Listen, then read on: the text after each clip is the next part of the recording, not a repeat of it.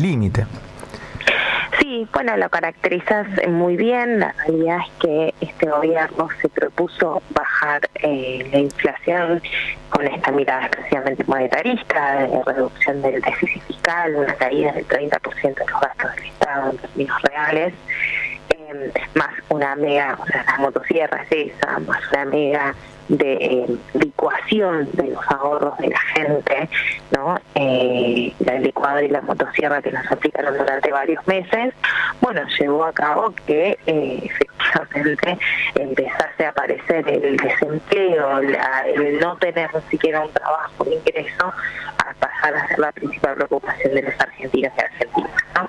La verdad que un combo letal de motosierra, licuadora, y ahora estamos viendo la desregulación de los precios regulados de la economía. Estoy hablando de servicios, estoy hablando de transporte, cosa que afecta a quienes menos tienen, ¿no? Entonces, este es un programa que intentó en realidad bajar la inflación, no por una cuestión de excedente de pesos. Yo siempre decía, si a alguien le sobran los pesos que avise, porque yo veía que la gente no llegaba ya a fin de mes, ya por diciembre del año pasado. Bueno, ahora hay más gente que no llega a fin de mes, hay menos pesos en circulación, pero en realidad está bajando la inflación por un brutal programa de ajuste y de recesión, no de un plan económico, no de un plan de estabilización.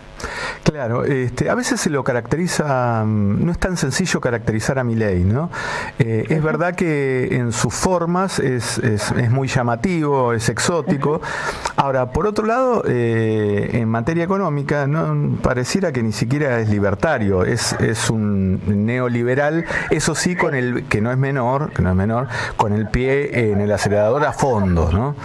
Sin ningún tipo de perspectiva ni social ni de sensibilidad. Ahora bien, leímos una columna de opinión tuya que salió, tenemos que decirlo, en el diario Ámbito Financiero, que nos llamó mucho la atención, porque también lo caracterizabas de una forma más precisa todavía y que daba para pensar. Lo caracterizabas a Milei como un representante del tecnofeudalismo ya a un nivel global, interpreto yo. Sí, bueno, ese es un concepto que no es mío, ¿no? Que lo están abordando otros autores, entre ellos Yanis Varoufakis, que es complejo. La verdad que me han hecho una observación de la economista Mercedes Alessandro, que es una amiga también de la casa de la M506, y también una observación. Es difícil explicar eso acá porque no existió el feudalismo en América Latina, y es verdad que se puede hablar de tecnorricos o de tecnoimperialistas, podríamos decir, ¿no? Algún concepto más cercano a nuestra historia, pero básicamente yo creo que son conceptos que nos obligan a pensar un poquito más allá, ¿no? ¿En qué sentido, no? Bueno, uno cuando identificaba la dictadura cívico-militar, la tablita de Martínez de Hoz, de la cual hablaba también ayer Cristina Fernández de Kirchner, bueno, un poco identificadas a quienes le estaban vendiendo a las empresas del Estado, ¿no? Al grupo Sotma de Macri, quienes fueron los grandes beneficiarios de ese proceso de privatización de las empresas del Estado, sectores, digo, a Roca, a Techina, digo, podemos ver varios elementos, y de allí acuñamos la idea de dictadura cívico-militar también, ¿no? Ahora, entonces, acá el problema es, ¿hay alguna parte del empresariado nacional que se esté beneficiando con esto?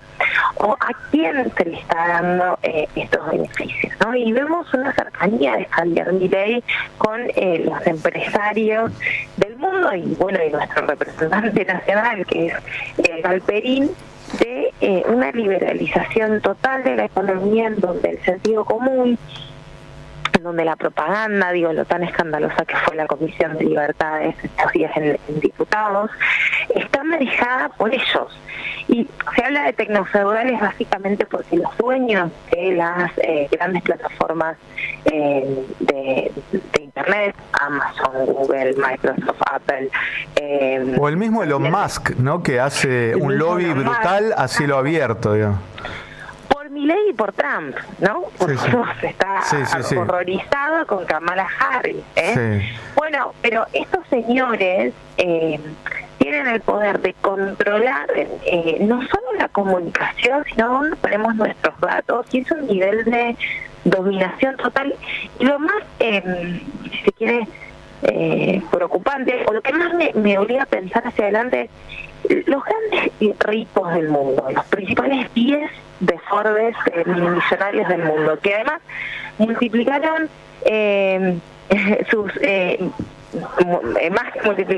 más que duplicaron sus riquezas después del 2020, los 5 más ricos del mundo, mientras que el 60% más de la población se volvió más pobre, ¿sí?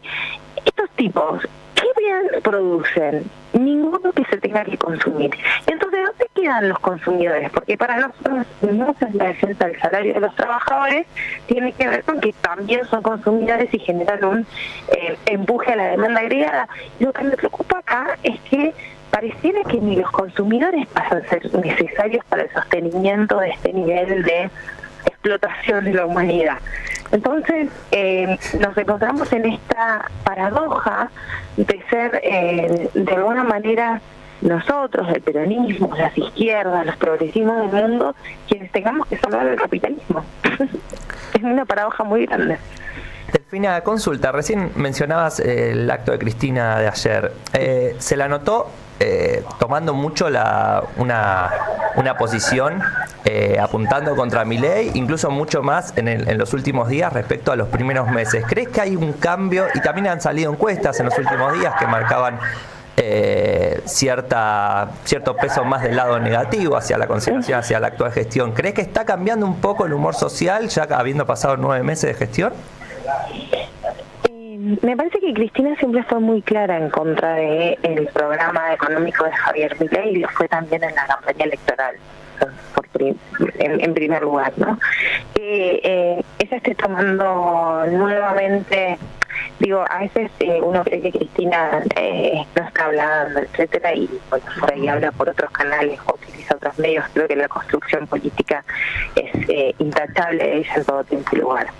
Pero respecto a la pregunta sobre el humor social, bueno, me parece que cuando empieza a caerse el velo, esto lo decía ella misma ayer, de que esto no es un programa de estabilización y crecimiento económico, sino que es un programa de hambre y de ajuste, me parece que hay mucha gente que se cansa, ¿no? Cristina, la verdad que ayer hizo un trabajo magnífico de desmenuzar el discurso de Javier Milei de la semana pasada, dándonos a entender también que seguramente lo hará sobre el discurso de mañana del propio Javier Milei, en donde se da esta paradoja, ¿no?, de que el presupuesto nacional, un poco serio, ¿no?, el presupuesto nacional lo presenta el mismo presidente a las 9 de la noche un domingo. Es una cosa el prime time de la política, ¿no? Bueno, una situación bastante compleja. Irregular. Pero lo que decía, irregular, sí. Lo que decía Cristina es básicamente que cuando se empieza a caer el velo y la heladera sigue vacía, claramente la gente empieza a darse cuenta, ¿no? Salió mucho el recorte que dice, bueno, la gente cree que es un loco pero es inteligente, y ella dice, bueno, pobre señora cuando se da cuenta que no es ni siquiera inteligente, ¿no? Pero en realidad lo que está demostrando, y lo desmiente continuamente, que el programa de ajuste es total, ¿no? Y ella hace el pasaje y explica qué quiere decir esto de la dolarización endógena a partir de la competencia de monedas que propone Javier Milei, que básicamente es que tengas tanta hambre que vayas y le pidas a tu vieja, a tu viejo, que te dé los dólares que tenía guardado por si alguno se enfermara en tu familia, que te dé esos dólares que son por ahí los ahorros que vamos pasando muchas veces generación en generación, para juntando los puchitos y puchitos hacerle el cumpleaños de 15 a la nena, o comprarte la primera motito, que te los den y que los puedas ir a cambiar simplemente para pagar la luz y poder tener electricidad en tu casa, ¿no? Eso es lo que le está proponiendo Javier Milei a la gente, y además agrega allí, dice, bueno, pero podemos tener, si esto es así, como yo no voy a seguir emitiendo, y lo explica Cristina muy bien, dice, bueno, vamos a tener 3 años de deflación. Y Cristina nos recuerda que cuando tuvimos 3 años de deflación continua, en el 2001, fue en el 2001, entonces me parece que que el pueblo argentino fue muy engañado en las últimas elecciones, pero que no es un pueblo tonto y que es nuestro deber también explicar que este programa es de caos y es de hambre, y que cuanto antes salgamos de esto y hagamos e impongamos un cambio en las reglas de juego, como va haciendo también la Cámara de Diputados y Senadores al votar el presupuesto universitario, a vetar el presupuesto de la CIDE, bueno, vamos a poder salvaguardar la sociedad. Estamos hablando con la economista Delfina Rossi. Delfina, lo que decías, el concepto de tecnofeudalismo me parecía muy atractivo, porque nos ayuda a entender qué es lo que pasó en la Argentina también, me parece. Por supuesto que la victoria de Milei tiene en parte una explicación en que el gobierno de Alberto Fernández fue fallido en el sentido que no logró cumplir en todos los aspectos del pacto social que lo había llevado al poder. Pero sin embargo, el gobierno de Alberto Fernández no fue agresivo con las clases populares, como está haciendo Milei, con un ajuste brutal, cueste lo que cueste, nada más pensando en números y dejando fuera todo tipo de contención social. Entonces, ese triunfo también tiene que ver con una construcción política exógena que tiene que ver con las redes. Me da en parte, ¿no? Por supuesto que no solo por ahí, hay que entender el cuadro completo, que es bastante complejo, pero me parece un punto a tener muy en cuenta, porque hay intereses afuera muy importantes para que ese neofeudalismo se haga realidad en la Argentina. Sí, la verdad que es como que ustedes fueron artífices también de la discusión de la famosa ley de medios, ¿no? Bueno, que ahí perdimos la batalla contra Clarín, pero quizás ganamos en el pueblo esta batalla cultural de decir que no todo lo que dice Clarín, no, Clarín miente, que era nuestro lema, y conseguimos que por lo menos vos leas Clarín, leas La Nación, y digas, de la verdad, ¿qué está pasando en esto? Bueno, ahí nos tenemos que dar justamente todo un trabajo de regular un poco estas grandes corporaciones, ¿no? De poner ciertos límites respecto a nuestra soberanía y también de volver a formar a nuestra población, ¿no? Ahí tenemos un esquema, yo lo digo muy fácilmente. Cuando vino el proyecto del ALCA y lo veíamos a Bush proponiendo el ALCA y era un acuerdo de libre comercio con Estados Unidos, con determinadas características, fácilmente dijimos, esto es imperialismo.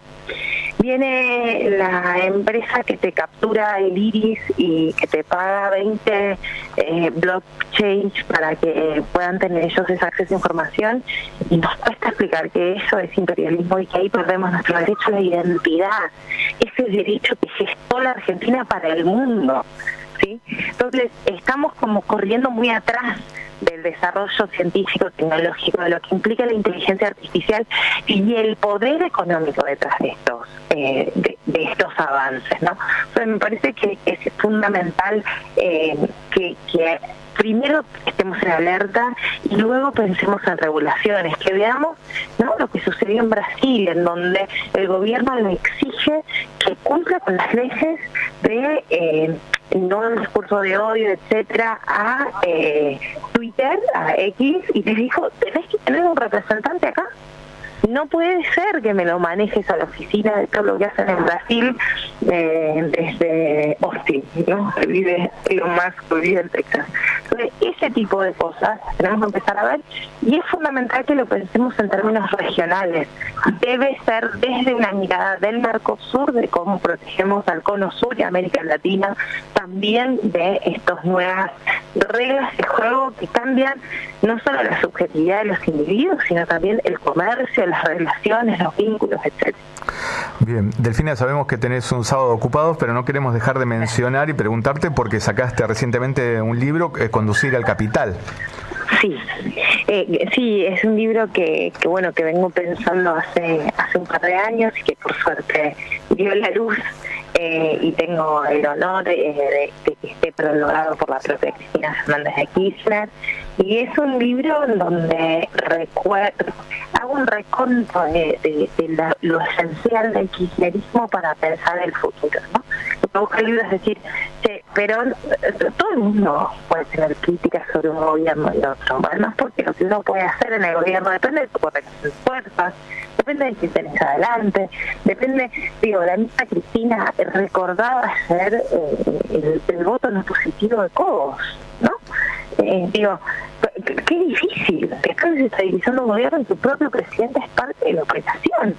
Entonces, y si no se armaba esa alianza con Cobos, bueno, no son amplios, bueno, no saben construir mayorías. Entonces, hay que mirar cada hecho también económico en su tiempo y lugar. Pero de eso, nosotros como militantes políticos, nosotras como militantes, tenemos que entender cuál es la esencia de qué quiere decir una economía peronista, una economía kirchnerista, y proponer nuevamente hacia futuro para el conjunto del pueblo argentino acuerdos patrióticos, digo en el libro, pero acuerdos que nos permitan volver a poner a la Argentina en un camino de crecimiento, pero también de paz y de amor. Ayer Cristina cerró sus discursos adentro del auditorio como ni quedaba afuera con el conjunto de la militancia, de las militancias. Ella decía, bueno, acá no se elimina a nadie, acá no se va a nadie, acá hay que reconocer al otro para llegar a esos acuerdos. Me parece que es algo fundamental y que también busca reconectar con muchos votantes de Milei, sobre todo nuestras bases populares, que, insisto, quizás lo acompañaron, pero que son esencialmente peronistas, o que en todo caso comparten con nosotros la necesidad de que la Argentina crezca, que la Argentina sea próspera y que haya un elemento fundamental que es la justicia social, que es la redistribución del ingreso, que es que las cosas sean justas independientemente de que una naciste. Delfina, una última muy cortita. Vos sos una dirigente muy joven y recién mencionabas cómo llegar a esos a grupos, entre ellos los jóvenes, donde la Libertad Avanza tiene un peso muy fuerte. ¿Cómo llegarle a ese grupo etario e incluso también social? Mira, a mí me parece que ese grupo etario es un grupo que, a pesar de lo que se dice, es un grupo formado, informado, ¿no? Hoy el acceso a la información de forma diversa o segmentada hace que por ahí no sepas lo mismo que el resto, pero que seas un tipo o una tipa muy formada en cambio climático, en algunos avances tecnológicos, en cómo se aplica blockchain. Entonces, yo creo que volver al pensamiento crítico, la honestidad intelectual, es una manera también de poder hablar con esa juventud, ¿no? Que por ahí es un público, insisto, como segmentado, en donde para los movimientos de masas, como somos nosotros, es un desafío volver a reconectar, pero sí creo que desde la honestidad intelectual y aceptando esas diferencias, podemos generar una unidad que sea más poderosa. Bien, Delfina, muchísimas gracias por la comunicación, siempre es muy interesante hablar con vos y seguramente te vamos a seguir molestando a lo largo del año. Por supuesto, muchísimas gracias a ustedes, fue una buena jornada. Un abrazo grande, fue Delfina Rossi, la economista y militante.